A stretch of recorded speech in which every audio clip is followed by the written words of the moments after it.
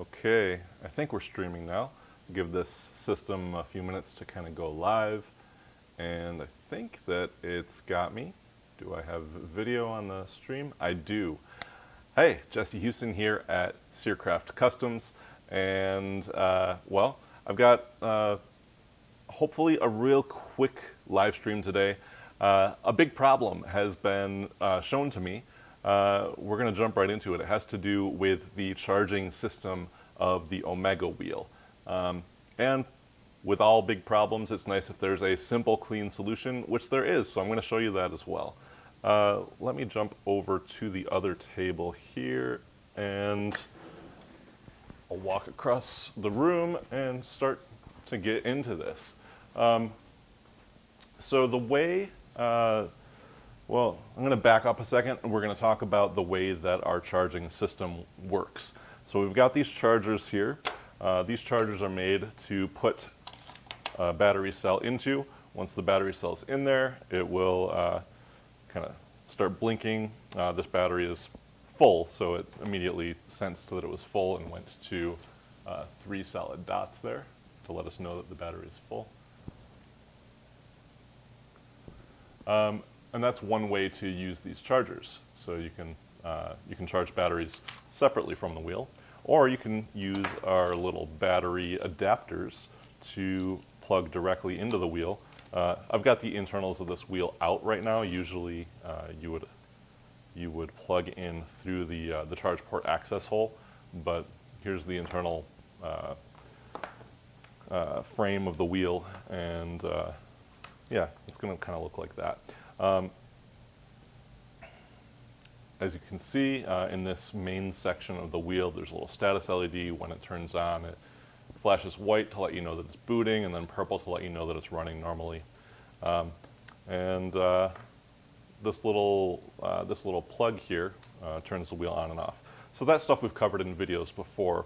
So what is the problem? The problem is sometimes when you plug in this charger adapter, so plug that into the wheel, that turns off the switch that's inside of the charge port, and then you put your battery adapter into the battery charger, and of course I did that off camera.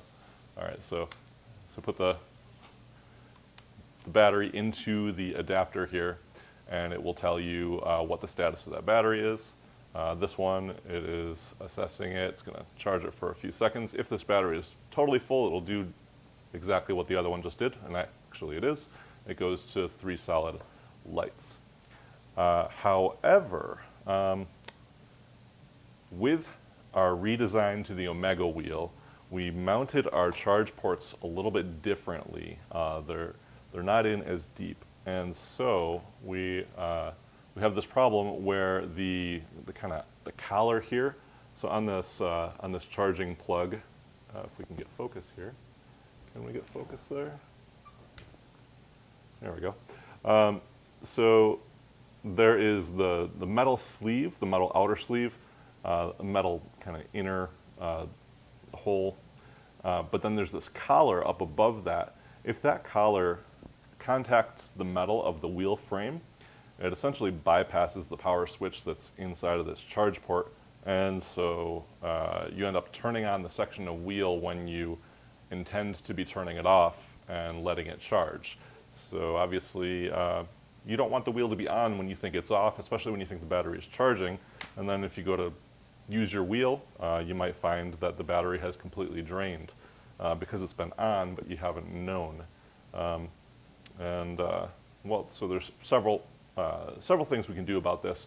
The quick fix right now is to take a little bit of tape, and so I've got some electrical tape here, and just wrap a quick wrap of electrical tape around that plug. So now our little metal collar is completely covered. Now, if I can get focus. All right, so the metal collar there is now completely covered up. The outer sleeve here is still exposed, so it will properly contact the the charge port housing there. Well, that's really all there is to the quick temporary fix. And then the ultimate fix to this is I'm sourcing different charging plugs that don't have that exposed metal collar that can contact the frame. So, so if you run across this, the only damage that you'll have to the wheel is that you may over discharge your battery cell, and you might have to replace the battery cell, which obviously is not something that you want to run into 5 minutes before a performance when you think the wheel is good to go. So for now, put some tape around these so they don't contact the wheel frame, bypassing this power switch. And longer term, I'm going to be sending out some new charger cords so that you don't have to think about this at all. All right, I don't know if I did this live stream in the right order. I probably should have, maybe should have displayed, well, at least I showed the important stuff up front. Now let's play. And I'm going to plug this in to turn it off. So now that section is off. You can see the status LED is off. I'm going to take a little jumper cable here, and I'm going to clip it to that metal collar that's on there. Hopefully you can see that we're clipped onto the metal collar. And then I'm going to short it to the coupler, which is touching the frame of the wheel. And if I do that, you can see it powers the wheel on. That's essentially what's happening, except for instead of this jumper cable connecting the collar of the charge plug to the ground conductor of the wheel, it'll be going through the frame instead of through this jumper cable. And yeah, so that was something unexpected.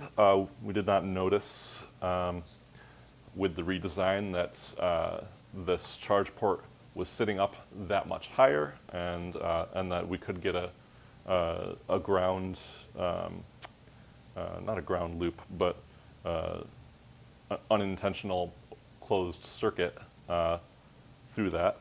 But it is something that's fairly simple to fix. And yeah, we'll have new hardware out for it pretty soon. And that's it. I'm going to end this live stream now. So thank you.